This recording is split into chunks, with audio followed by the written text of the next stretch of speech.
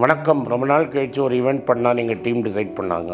எங்கே ஈவெண்ட் பண்ணலான்னு டிசைட் பண்ணும்போது ஓமானுக்கு போய் ரொம்ப வருஷம் ஆகுது, ஓமானுக்கு போகலான்னு டிசைட் பண்ணாங்க. இந்த வாட்டி 15th மே அன்னைக்கு சலாலாலையும் 16th மே மஸ்கட்லேயும் ஈவெண்ட் பண்ணுறதா டிசைட் பண்ணியிருக்காங்க. ஸோ சலாலாலையும் மஸ்கட்லேயும் உங்களை சந்திக்கிறேன். இந்த வீடியோட டிஸ்கிரிப்ஷனில் அந்த கூகுள் ஃபார்ம் இருக்குது. அந்த கூகுள் ஃபார்ம் ஃபில் பண்ணி அனுப்பிச்சிங்கன்னா எங்கள் டீம் உங்களை கான்டாக்ட் பண்ணுவாங்க. வணக்கம். மீண்டும் மணிப்பேச்சில் உங்களெல்லாம் சந்திப்பதில் எனக்கு மிக்க மகிழ்ச்சி. இன்னைக்கு மார்க்கெட் எக்ஸ்பெக்டட் 700 பாயிண்ட் மேலே ஏறி இருக்கு. ஏன்னா இந்தியாவும் பாகிஸ்தானும் சீஸ்ஃபயர் ஒத்துட்ருக்காங்க. அதனால மார்க்கெட் 700 பாயிண்ட்டு கிட்ட அப்பில் இருக்குது.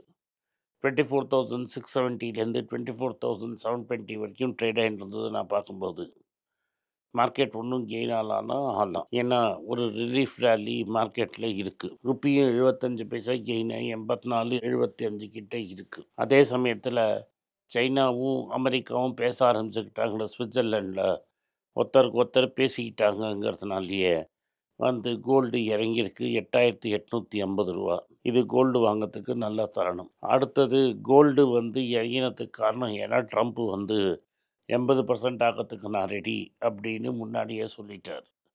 அதனால் இந்த நெகோசியேஷன்ஸ் கண்டினியூ ஆகும் அப்படின்னு எதிர்பார்க்கப்படுது. அந்த நெகோசியேஷன்ஸ் சரியாக போயிடும் அப்படிங்கிற ஹோப்பில் மார்க்கெட் ஓடுது. லிபரேஷன் டேயோட அடி அவ்வளோ சீக்கிரம் ப்ராப்ளம் சால்வ் ஆகாதுங்கிறது முக்கால்வாசி பேரோட கருத்து. பட் இப்போதைக்கு மார்க்கெட்டில் இஷ்யூ ஒன்றும் இல்லை. மார்க்கெட் ஏறுது. இப்போதைக்கு அமெரிக்காவில் ரேட் கட்டும் ஒன்றும் கிடையாது. அதனால் ஓவராலாக மார்க்கெட்டுக்கு வேணுங்கிற நியூஸ் எல்லாம் இப்போதைக்கு கிடச்சிடுச்சு. இந்தியாவும் யூகேயும் ட்ரேட் அக்ரிமெண்ட் சைன் பண்ணியிருக்காங்க. அதனால் அதில் டாடா மோட்டார்ஸுக்கு ரொம்ப நல்லது. டாடா மோட்டார்ஸுக்கும் இன்னொரு விஷயம், யூகேக்கும் அமெரிக்காவுக்கும் நடந்த டீலும் நல்ல விஷயம். இது ரெண்டுத்தினாலையும் டாடா மோட்டார்ஸ் ரீசெண்ட் டைம்ஸ் மேலே ஏறி இருக்குது.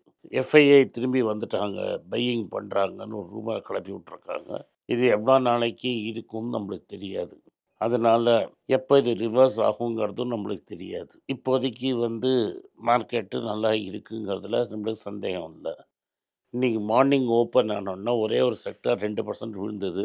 அது நிஃப்டி ஃபார்மா ஏன் விழுந்ததுன்னா, ட்ரம்ப் நான் ட்ரக் ப்ரைஸஸை குறைப்பேன், ஒரு எக்ஸிக்யூட்டிவ் ஆர்டரை கையெழுத்து போடுவேன், இன்சூரன்ஸ் கம்பெனிலாம் இப்போ ட்ரக்குக்கு காசு கொடுக்க முடியாது அப்படின்னு சொல்கிறாங்க.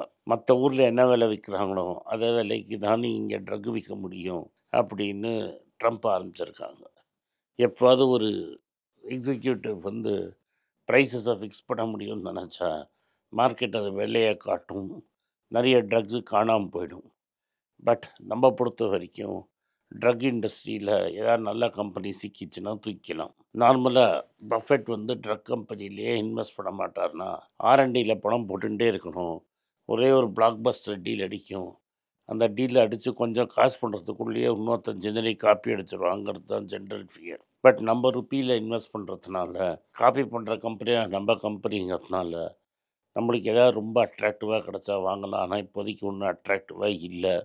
அதனால் அது பக்கத்தில் இப்போதைக்கு போக முடியாது. இந்தியன் ஃபார்மா கம்பெனிஸும் அமெரிக்காவில் ப்ரைஸ் கட் ஆச்சுன்னா மார்ஜின்ஸ் கட் ஆகுங்கிற பயத்தில் இறங்கியிருக்கு. இன்றைக்கி கார்த்தால சன் ஃபார்மா வைர ஊசியாக இருந்தது, 5% டவுனில் இருந்தது. கொஞ்சம் அளவு ரிக்கவர் ஆச்சு. ஜைடஸும் டாக்டர் ரெட்டியும் ஃப்ளாட்டாக இருந்தது. டாக்டர் ரெட்டி நல்ல செட் ஆஃப் ரிசல்ட்ஸ் கொடுத்தும் ஃப்ளாட்டாக இருந்தது. டாக்டர் ரெட்டியோட Q4 ரிசல்ட்ஸ் பார்த்தீங்கன்னா 22% increase in net profit, 1,594 crores எஸ்டிமேட்டோட ஜாஸ்தி. ரெவன்யூ க்ரோத்து 20% ஆயிருக்கு. ஸோ ஒரு மாதிரி நெட் ப்ராஃபிட்டும் டர்ன் ஓவரும் ஆல்மோஸ்ட் சேம் டேர்ம்ஸில் போயிருக்கு.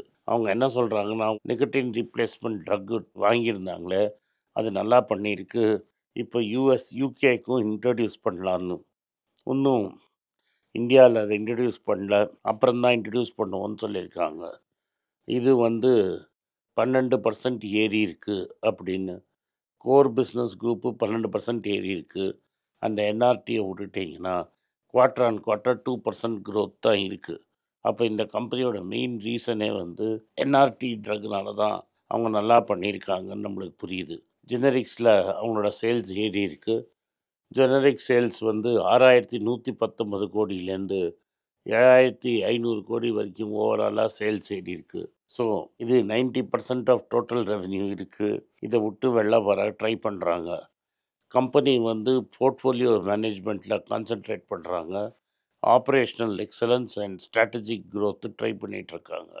ரூ. 8 டிவிடெண்ட் கொடுத்துருக்காங்க per equity share. Record date ஜூலையில். ஸ்ட்ராட்டஜி வந்து ஃபோக்கஸ்டாக இருக்கணும் growthன்னு. ரெவல்மெண்ட் சேல்ஸ்னால அவங்க அஃபெக்ட் ஆவாங்கன்னு சொல்கிறத பற்றி பேசும்போது அவர் இஸ்ரேலி என்ன சொல்கிறாருன்னா, எங்கள்கிட்ட வந்து வெயிட் லாஸ் ட்ரக்ஸ் இருக்குது, 14 அதர் நியூ ப்ராடக்ட்ஸ் இருக்குது, அதனால் எங்களுக்கு ரெவல்மெண்ட்னால பெரிய இம்பேக்ட் இருக்காது, மேக்ஸிமம் 1 or 2 குவார்ட்டர்ஸ் இருக்கும்னு. நம்மளை பொறுத்த வரைக்கும் ஒரு நல்ல கம்பெனி சீப்பாக கிடைக்குது. அதே மாதிரி இதில் வந்து அவங்க பயோசிமிலர்ஸில் பயங்கரமாக இன்வெஸ்ட் பண்ணுறாங்க. ஆர்என்டி பட்ஜெட்டை பயங்கரமாக ஏற்றி பயோசிமிலர்ஸ்லேயே இன்வெஸ்ட் பண்ணிட்டு இருக்கிறதா நியூஸ் வந்துகிட்டே இருக்குது நம்மளுக்கு. மணப்புரம் ஃபைனான்ஸ் வந்து Q4 நம்பர்ஸ் வந்துடுச்சு. Q4ல் பேப்பர் லாஸ் காமிச்சிருக்காங்க. ஏன் பேப்பர் லாஸ் காமிச்சிருக்காங்கன்னா 5 மடங்கு வந்து இதை ஏற்றிருக்காங்க. ப்ரொவிஷனிங் இன் மைக்ரோ ஃபைனான்ஸ் ஆசீர்வாதை ஏற்றிருக்காங்க. இப்போ ஆசீர்வாத் பிஸ்னஸை குறைச்சிட்டு புது 3 லட்சம் கிளைண்ட் ஆன்போர்ட் பண்ணியிருக்காங்க கோல்டு லோனில். இப்போ மைக்ரோ ஃபைனான்ஸ் பிஸ்னஸ்லேருந்து கான்சன்ட்ரேஷனை குறைச்சிட்டு திரும்பி இதுலையே கோல்டு லோன்லேயே கான்சன்ட்ரேட் பண்ணலாம் அப்படின்னு டிசைட் பண்ணிட்டாங்க. அதனால் இம்பேர்மெண்ட்டை ஏற்றி ஆல்ரெடி வரத்துக்கு முன்னாடியே லாஸை நிறுத்தி வச்சுருக்காங்க. நெட் இன்ட்ரெஸ்ட் இன்க்ளைன் டிக்ளைன் ஆகிருக்கு. ஏன்னா அவங்களோட காஸ்ட் ஆஃப் ஃபண்ட்ஸ் ஏறி இருக்குது. ஸோ எக்ஸ்பென்சஸ் ஏறி இருக்குது. ஸோ டோட்டல் எக்ஸ்பென்சஸ் வந்து 1616 க்ரோஸ்லேருந்து 2599 க்ரோஸ் வரைக்கும் எக்ஸ்பென்ஸ் ஏறி இருக்குது. இந்த எக்ஸ்பென்ஸு வந்து தான் cost for decline. So full year பார்த்தீங்கன்னா நெட் ப்ராஃபிட் வந்து குறைஞ்சிருக்கு. ஆனால் இந்த இடத்துலையும் அவங்க டிவிடெண்டை கொடுத்துருக்காங்க. 50 பைசா டிவிடெண்ட் கொடுத்துருக்காங்க. அவங்க பெயின் கேபிட்டல் உள்ளே வரப்போகிறது நிச்சயம்.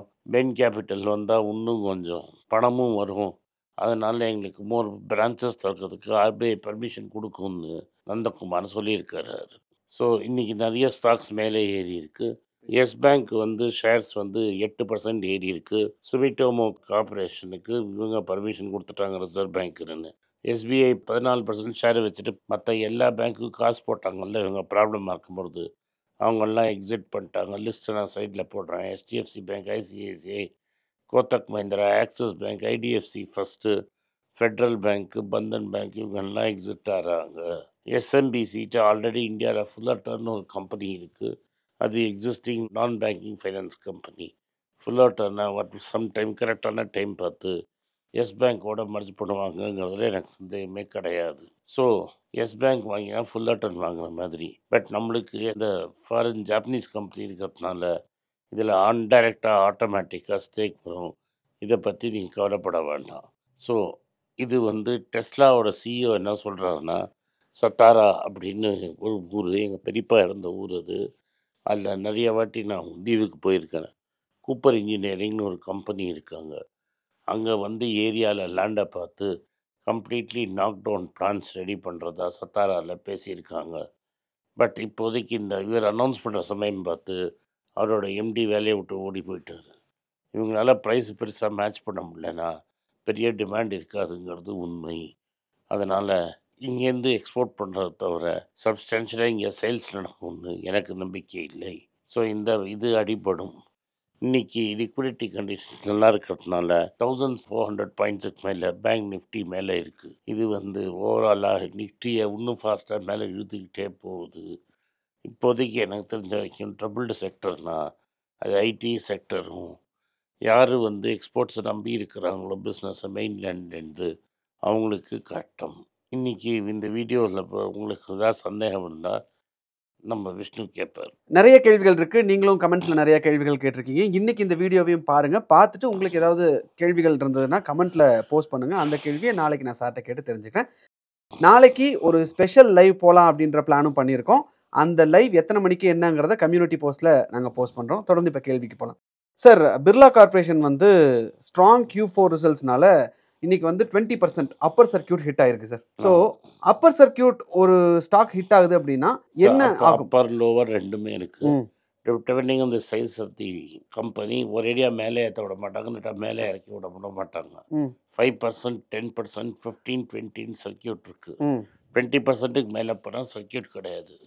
ஒரு அன்னோன் ஸ்டாக் வந்து சடனாக ஏறி 20%க்கு மேலே போயிடுச்சுன்னா ஏதாவது ஸ்டாக் மேனிப்புலேஷன் இருக்குன்னு பயந்து 20% லிமிட் வச்சுருக்காங்க. அதே மாதிரி விற்கறச்ச ஒரே சமயத்தில் எல்லாரும் விற்று ஸ்டாக் ஜீரோக்கு போய்டும்னு 20% ஃப்ளாட் வச்சுருக்காங்க மேக்ஸிமம். 5, 10, 15, 20ன்னு ஸ்லாப்ஸ் இருக்குது. இந்த பர்டிகுலர் ஸ்டாக்குக்கு இப்போ அதே ப்ரைஸில் ஃப்ரீஸ் ஆகிருக்கும்.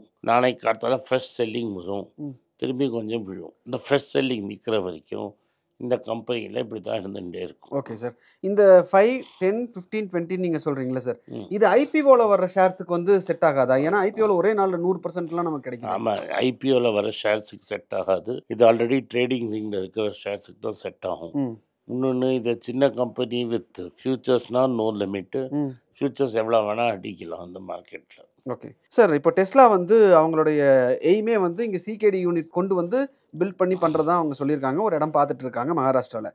அவங்களோட பொசிஷனிங் எப்படி இருக்குன்னா, ஜாகுவார் லேம்போகினியோட நாங்கள் போட்டி போட போகிறோம். விச் மீன்ஸ் அப்போ மினிமம் இந்தியாவில் கேஷ் ரிகவரி இருந்தாலும் ஜாகுவார் லேண்ட் ரோவரே வந்து ஒரு 100,000 யூனிட்ஸுக்கு மேலே விற்கிறது.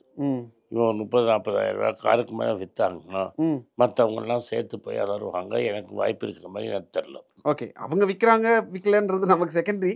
நம்மளுடைய கேள்வி வந்து டாடா மோட்டார்ஸ், மஹிந்திரா அதெல்லாம் ஒன்றும் பெருசாக அடிபடாது. டெஸ்லா உள்ள வர்றதுனால அவங்களுக்கு எந்த த்ரெட்டும் கிடையாது. ஏன்னா இதுலயே நமக்கு ஓப்பனா 50-60 லட்ச ரூபா கார்ல தான் உள்ள என்டர் ஆக போறாங்கன்றதே மார்க்கெட்டில் அடிபடாது. ஏன்னா டாட்டாவோட ஜெயில யூனிட் பண்ணால் கொஞ்சம் காம்படிஷனில் இருக்கலாம், மற்றவங்க யாரும் காம்படிஷனே கிடையாது. Okay sir, ton. ஸோ இன்னைக்கு இருக்கக்கூடிய நியூஸஸில் இதுதான் மெயினானது. மணப்புரம் வந்து இம்பேர்மெண்ட் இன் ஃபினான்ஷியல் லா இதுன்னு சொல்லியிருக்காங்க சார். அது என்ன? ஒரு கடன் வர்றதுக்கு முன்னாடி அதை கணக்கில் எழுதிட்டாங்க. ஆமாம், ஆசீர்வாதில் இவ்வளோ லோன்ஸ் எல்லாம் பேடாக போகணும்னு எதிர்பார்க்குறாங்க. ஓகே, அப்புறம் அவர் வந்து கொஞ்சம் பணம் பர்சனலாக ப்ரமோட்டர் போட்டிருக்காரு. அது தவிர அப் டு 700 crores லாஸை வந்து அப்சர்வ் பண்ணுறக்கூடிய அளவுக்கு கேபிட்டல் அக்கௌண்ட்டுக்கு பணத்தை நடத்தி ஏற்றியிருக்காங்க. அது எவ்வளோ நாள் நடக்குங்கிறத பார்க்குறேன், எவ்வளோ தூரம் லாஸஸ் போகுங்கிறத பார்ப்போம். Okay sir, ton. ஸோ இவ்வளோ தான் சார் இன்றைக்கி இருக்கக்கூடிய முக்கியமான கேள்வி. ஸோ அடுத்தடுத்து இன்றைக்கி வீடியோ பாருங்கள், பார்த்துட்டு இதில் என்ன சந்தேகன்றதையும் கமெண்ட்டில் போடுங்க. நன்றி, வணக்கம். இந்த வீடியோ உங்களுக்கு பிடிச்சிருந்தா வீடியோவை லைக் பண்ணுங்கள், எங்கள் சேனலை சப்ஸ்கிரைப் பண்ணுங்கள், பெல் நோட்டிஃபிகேஷன் தட்டுங்க. இந்த வீடியோ முடிஞ்சால் அவங்க சொந்தக்காரங்களுக்கு ஃப்ரெண்ட்ஸுக்கு அனுப்புங்க, அவங்கள பார்க்க சொல்லுங்கள், அவங்களையும் இந்த சேனலுக்கு சப்ஸ்கிரைப் பண்ண சொல்லுங்கள்.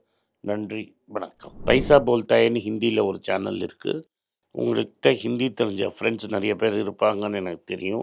எங்கள் டீம் ஹெல்ப் பண்ணுறதுக்காக உங்கள் ஹிந்தி தெரிஞ்ச ஃப்ரெண்ட்ஸுக்கு இந்த சேனல் லிங்க் அமைச்சு அவங்கள சப்ஸ்கிரைப் பண்ண சொல்லுங்கள். எங்கள் டீமுக்கு ரொம்பவே ஹெல்ப்ஃபுல்லாக இருக்கும். அதே மாதிரி பெங்களூரில் இருக்கிறவங்க, கர்நாடகாவில் இருக்கிறவங்க, கன்னடாவில் தெரிஞ்சவங்களுக்கு மணி மாத்துன்னு ஒரு சேனல் கன்னடாவில் இருக்குது. அதை வந்து கன்னடாவில் லிங்க் பார்த்து பண்ண சொல்லுங்கள். தெலுங்கில் மணி மாத்துலு அப்படின்னு ஒரு சேனல் இருக்குது. தெலுங்கு தெரிஞ்சவங்க மணி மாத்துலு சேனலை சப்ஸ்கிரைப் பண்ணுங்கள். அதே மாதிரி மலையாளம் தெரிஞ்சவங்க மணி பேச் மலையாளம்ங்கிற சேனலை சப்ஸ்கிரைப் பண்ணுங்கள்.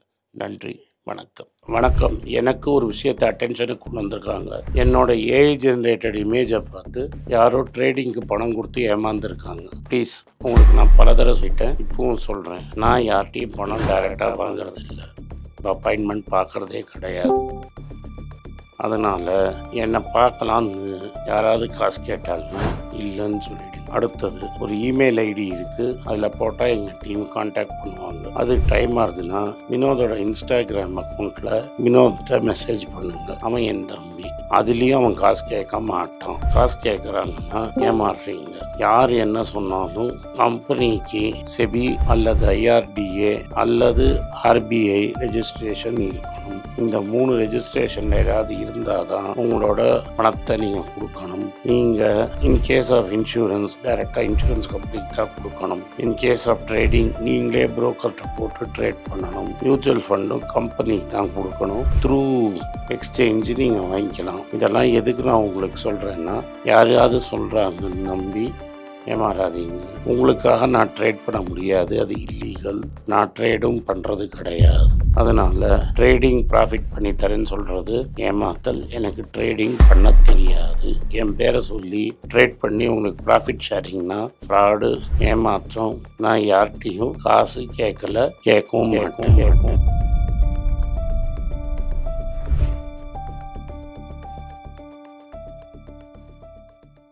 உங்கள் பேராதரவுக்கு மிக்க நன்றி. நான் டோட்டலாக 5 புஸ்தகங்கள் எழுதியிருக்கிறேன். 3 வந்து ஆங்கிலத்தில் எழுதியிருக்கிறேன். அதில் 2 வந்து தமிழாக மொழிபெயர்த்துருக்காங்க. ஸோ டோட்டலாக 5 புஸ்தகம் ஆச்சு. இந்த 5 புஸ்தகத்துக்கு ஹார்ட் காப்பி வேணும்னா நீங்கள் கீழே இருக்கிற வாட்ஸ்அப் நம்பருக்கு மெசேஜ் அனுப்பிச்சிங்கன்னா எங்கள் டீம் உங்களை கான்டாக்ட் பண்ணுவாங்க. இந்த 5 புஸ்தகங்கள்ல 3 புஸ்தகம் வந்து கிண்டலில் இருக்குது. அமேசானில் கிண்டலில் வாங்கணும்னு ஃபீல் பண்ணுறவங்க நேராக கிண்டலில் வாங்கிக்கலாம். தமிழ்லேயே யாராவது ஃபைனான்ஸ் நியூஸ் படிக்கணும்னு ஃபீல் பண்ணிங்கன்னா தயவுசெஞ்சு moneypage.com விசிட் பண்ணுங்கள்.